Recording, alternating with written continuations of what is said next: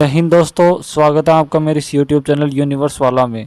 आज मैं आपको बीए का जो फोर्थ सेमेस्टर है इंडियन पॉलिटिकल सिस्टम उसके बड़े क्वेश्चन करवाने जा रहा हूं। तो मैंने 2 क्वेश्चन पहले करवा दिए और अब 2 और बचे हुए हैं।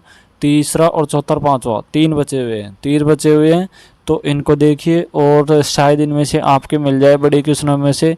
तो वीडियो को ध्यान से देखिए और पूरा देखिए। तो तीसरा क्वेश्चन है, भारतीय संविधान में वर्णित राज्य के नीति निर्देशक तत्वों का उल्लेख कीजिए। तो राज्य के नीति निर्देशक तत्व director principle of state policy भारतीय संविधान के भाग 4 अनुच्छेद 36 से 51 में वर्णित है। डीपीएसपी ये तत्व आयरलैंड से लिए गए, आयरलैंड के संविधान से लिए गए। इनका उद्देश्य भारत को सामाजिक, आर्थिक, राजनीतिक न्याय की दिशा में एक कल्याणकारी राज्य बनाना, ये इनका उद्देश्य हो गया। हालांकि ये तत्व न्यायालय में बाध्यकारी नहीं है, मतलब इन्हें न्यायालय द्वारा फोर्सफुली लागू नहीं किया जा सकता, लेकिन सरकार के लिए एक नैतिक और राजनीतिक दिशा निर्देश के रूप में कार्य करते हैं। राज्य के नीति निर्देशक तत्वों के प्रमुख वर्गीकरण, सामाजिक और आर्थिक कल्याण से संबंधित तत्व। तो पहला पॉइंट है सामाजिक और आर्थिक कल्याण से संबंधित तत्व। तो सभी नागरिकों को रोजगार, शिक्षा और सार्वजनिक सहायता प्रदान करना, अनुच्छेद 39 से 41 तक, और पुरुषों और महिलाओं के बीच समान वेतन सुनिश्चित करना, अनुच्छेद 39 में बताया गया है। बच्चों के स्वास्थ्य और शिक्षा की विशेष व्यवस्था करना, अनुच्छेद 45 में बताया गया है। श्रमिकों के लिए न्यायपूर्ण कार्य स्थिति और जीवन स्तर सुनिश्चित करना, ये अनुच्छेद 43 में बताया गया है। दूसरा पॉइंट है, दूसरा डीपीएसपी है न्यायिक और प्रशासनिक दिशा निर्देश। तो इसमें बताया गया कानून के समक्ष समानता के अवसरों को प्रदान करना, अवसरों की समानता सुनिश्चित करना, यह अनुच्छेद 38 में बताया गया है। मुक्त और न्यायपूर्ण विधिक व्यवस्था को बढ़ावा देना, यह अनुच्छेद 39 के एम बताया गया है। न्यायपालिका की स्वतंत्रता बनाए रखना, गांधीवादी सिद्धांतों से प्रेरित तत्व, ग्राम पंचायतों की स्थापना और सशक्तिकरण, अनुच्छेद 40 में बताया गया है। खादी और कुटीर उद्योगों को बढ़ावा देना, यह अनुच्छेद 43 में बताया गया है। नशा विरोध और गौहत्या का निषेध अधिनियम, ऐसा अनुच्छेद 47 में बताया गया है। पशुधन और कृषि संरक्षण, अनुच्छेद 48 में बताया गया। अंतर्राष्ट्रीय शांति और सुरक्षा के तत्व, भारत का उद्देश्य अंतर्राष्ट्रीय शांति और सुरक्षा को बढ़ावा देना है, तो यह अनुच्छेद 51 में बताया गया है। राज्य के नीति निर्देशित तत्वों का महत्व, अब इनके महत्व के बारे में देखते हैं। तो यह भारतीय राज्यों को समाजवाद और कल्याणवाद की ओर ले जाते हैं। ये संसद और विधानसभाओं को नीति निर्धारण में मार्गदर्शन देते हैं। यह संविधान के मौलिक अधिकारों को सामाजिक आर्थिक दृष्टि से संतुलित करते हैं, मतलब नियंत्रण बनाए रखते हैं। अब देखते हैं इसके निष्कर्ष। तो राज्य के नीति निर्देशित तत्व मतलब डीपीएसपी संविधान का नैतिक और आदर्श पक्ष है। यह भारतीय राज्य को एक न्याय संगत और समतामूलक समाज बनाने का मार्ग दिखाते हैं। भले ही ये न्यायालय द्वारा बाध्यकारी नहीं है, फिर भी शासन की सफलता और दिशा का आधार माने जाते हैं। चौथा प्रश्न है, भारत में संघ राज्यों संबंधों की विवेचना करते हुए सर्वोच्च न्यायालय के कार्यों और शक्तियों पर संक्षिप्त टिप्पणी कीजिए। तो पहला है भारत में संघ राज्य संबंध, तो इनके बारे में बताया गया है। तो भारत एक संघात्मक राष्ट्र है, लेकिन इसकी संघीय व्यवस्था में एकात्मक प्रवृत्ति अधिक है। संविधान में केंद्र और राज्य के बीच कार्यों, शक्तियों, दायित्वों का स्पष्ट विभाजन किया गया है। विधायी संबंध, लेजिस्लेटिव रिलेशन। तो संविधान के 7वीं अनुसूची में 3 सूचियां शामिल है। संघ सूची, यूनियन लिस्ट, जिनका कानून मतलब केवल संसद ही बना सकती है, जैसे रक्षा हो गई, विदेश मामले, नीति हो गई। और राज्य सूची, जो राज्य विधानसभा कानून बना सकती है, जैसे पुलिस हो गया और स्वास्थ्य हो गया। समवर्ती सूची, कॉन्करेंट लिस्ट, दोनों बना सकते हैं, पर टकराव की स्थिति में संसद कानून प्रभावी होगा। अब फिर देखते हैं प्रशासनिक संबंध, एडमिनिस्ट्रेटिव रिलेशंस। तो एडमिनिस्ट्रेटिव रिलेशन में सामान्य परिस्थिति में राज्य स्वतंत्र है, लेकिन संकटकालीन स्थिति में केंद्र को विशेष शक्तियां मिल जाती है, जैसे राष्ट्रपति शासन। जैसे मतलब राष्ट्रपति शासन लग जाता है ना, तो राज्य के पास शक्तियां नहीं होती हैं, फिर वह उनका पूरा देखरेख संसद और राष्ट्रपति शासन में पूरा देखरेख संसद ही करती है।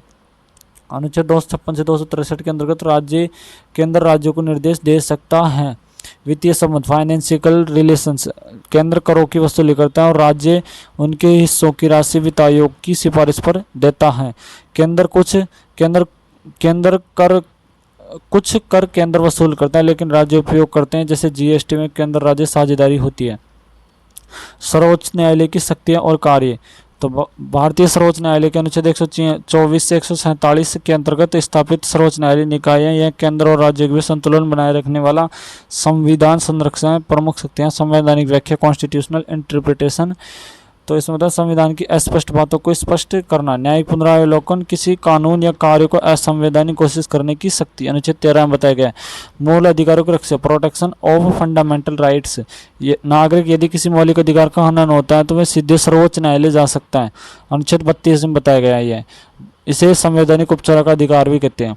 मूलवाद क्षेत्राधिकार, ओरिजिनल ज्यूरिडिक्शन, केंद्र और राज्य दो राज्यों के बीच विवाद में सीधे हस्तक्षेप करता है। अनुच्छेद 131 में बताया गया। परामर्श कार्य, राष्ट्रपति किसी संवैधानिक प्रश्न पर सलाह मांग सकता है। अनुच्छेद 143 में अपील का अधिकार, उच्च न्यायालय से आए अपीलों के अंतिम निर्णय। निष्कर्ष देखते हैं इसका। भारत का संघात्मक ढांचा के तहत कार्य करते हैं, जिसमें संघ और राज्य दोनों के आधार सुनिश्चित किए गए हैं। सर्वोच्च न्यायालय इस संरचना का न्यायिक प्रहरी है, जो दोनों के बीच विवादों को सुलझाकर संघीय संतुलन बनाए रखने का कार्य करते हैं। यह भारतीय लोकतंत्र की मजबूती और संविधान की सर्वोच्चता का प्रतीक है। फिर 5वां प्रश्न है, भारत में राज्य की नीति में मुख्यमंत्री की भूमिका और शक्तियों का तुलनात्मक परीक्षण कीजिए। तो उत्तर है, भारत के संघीय राज्य में राज्य सरकारों के संचालन में मुख्यमंत्री की भूमिका अत्यंत महत्वपूर्ण होती है। मुख्यमंत्री को राज्य में सरकार का वास्तविक प्रधान माना जाता है। वह राज्य कार्यपालिका का नियुक्त नेतृत्व करता है और उनकी शक्तियां प्रधानमंत्री के समान होती हैं। फर्क केवल स्तर केंद्र और राज्य का होता है। मुख्यमंत्री की प्रमुख शक्तियां भूमिकाएं, कार्यपालिका का प्रमुख होता है, राज्य मंत्रिपरिषद का प्रमुख होता है। राज्यपाल को मंत्रियों की नियुक्ति की सलाह उनकी सलाह पर ही करता है और मंत्रिपरिषद की बैठकें बुलाता है, निर्णयों का संचालन करता है। विधायी भूमिका उसकी हो गई। इसकी राज्य विधानसभा में सरकार का नेतृत्व करता है। नीति निर्माण और विधेयकों को पारित कराने में महत्वपूर्ण भूमिका निभाते हैं। विश्वास मत पत्र प्राप्त करता है और त्यागपत्र देना इसी की जिम्मेदारी होती है। प्रशासनिक नियंत्रण, प्रशासनिक अधिकारियों पर नियंत्रण रखता है। योजनाओं के क्रियान्वयन की निगरानी करता है। राज्यपाल के माध्यम से केंद्र को रिपोर्ट भेजता है। राज्यपाल के साथ संबंध, राज्यपाल को नीति और प्रशासनिक निर्णयों की जानकारी देता है। हालांकि राज्यपाल नाम मात्र का प्रमुख होता है, वास्तविक शक्ति मुख्यमंत्री के पास ही होती है। राजनीतिक भूमिका, मुख्यमंत्री राज्य की सत्तारूढ़ पार्टी का सबसे प्रमुख चेहरा होता है। वह राज्य में चुनावी राजनीति और जनसंपर्क का संचालन करता है। तुलनात्मक विश्लेषण करते हैं हमें। विभिन्न राज्यों में मुख्यमंत्री की शक्ति उनके राजनीतिक अनुभव, पार्टी की स्थिति और केंद्र में संबंधों के पर निर्भर करती है। कुछ राज्यों में मुख्यमंत्री अत्यंत प्रभावशाली होते हैं, जबकि गठबंधन सरकारों में उनकी शक्तियां सीमित हो जाती है। निष्कर्ष, मुख्यमंत्री राज्य शासन की रीढ़ता है। उनकी कार्यकुशलता, नेतृत्व क्षमता और राजनीतिक दृष्टिकोण से राज्य की प्रगति तय होती है। वह राज्य सरकार की दिशा और नीति और प्रशासन का प्रमुख निर्धारक होता है। अब देखते हैं प्रश्न नंबर 6। टिप्पणी कीजिए न्यायिक पुनरावलोकन और पंथ निरपेक्षता पे। तो न्यायिक पुनरावलोकन को देखते हैं कि परिभाषा, न्यायालय द्वारा किसी कानून, आदेश और सरकारी कार्य की वैधता की समीक्षा करने की प्रक्रिया को न्यायिक पुनरावलोकन कहते हैं। यदि कोई कार्य या कानून संविधान के विरुद्ध पाया जाता है तो न्यायालय उसे अमान्य घोषित कर सकता है। भारत में यह अधिकार सर्वोच्च न्यायालय को अनुच्छेद 32 और उच्च न्यायालय को अनुच्छेद 226 से प्राप्त है। अब देखते हैं इसके महत्व। तो संविधान की सर्वोच्चता की रक्षा करता है, नागरिकों के मौलिक अधिकारों की रक्षा करता है और विधायक और कार्यपालिकाओं की सीमाओं का निर्धारण करता है। उदाहरण जैसे केशवानंद भारती बनाम केरल राज्य 1973 में होता है, जिसमें संविधान की मूल संरचना का सिद्धांत बताया गया। पंथ निरपेक्षता देखते हैं हम। पंथ निरपेक्षता जिसे हम सेक्युलरिज्म कहते हैं, इसका अर्थ है राज्यों का सभी धर्मों से निरपेक्ष अथवा तटस्थ रहना। भारत में पंथ निरपेक्षता का मतलब यह नहीं है कि हम धर्मविहीन हैं, बल्कि इसका अर्थ यह है कि सभी धर्मों को समान आदर करता है और किसी विशेष धर्म को न तो बढ़ावा देता और न ही उसका विरोध करता है। भारतीय संविधान और पंथ निरपेक्षता। भारतीय संविधान के प्रस्तावना प्रियम्बल में भारत को एक पंथ निरपेक्ष राष्ट्र घोषित किया गया। यह 42वें संविधान संशोधन 1976 द्वारा प्रस्तावना में जोड़ा गया था। संविधान के अनुच्छेद 25 से 28 तक धर्म की स्वतंत्रता की गारंटी दी गई है। पंथ निरपेक्ष राज्य की विशेषताएं, धार्मिक स्वतंत्रता की गारंटी होती है। हर नागरिक को किसी भी धर्म को मानने, पालन करने और प्रचार करने का अधिकार प्राप्त होता है। राज्य और धर्म का अलगाव, सरकार किसी धर्म को सरकारी मान्यता नहीं देती और न ही धार्मिक मामलों में हस्तक्षेप करती है जब तक कि वह जनहित में न हो। समानता का सिद्धांत, सभी धर्मों और धर्मावलंबियों को समान अधिकार दर्जा प्राप्त है। सरकार किसी के साथ पक्षपात नहीं करती। धार्मिक सहिष्णुता और बहुलता का आदर, भारत जैसे बहुधर्मी समाज में सभी धर्मों की सांस्कृतिक विविधता का सम्मान करना ही पंथ निरपेक्षता की आत्मा है। भारत में पंथ निरपेक्षता का महत्व, सामाजिक सौहार्द और एकता को बनाए रखने के लिए आवश्यक है। विभिन्न धर्मों के लोगों को समान अवसर और अधिकार देता है।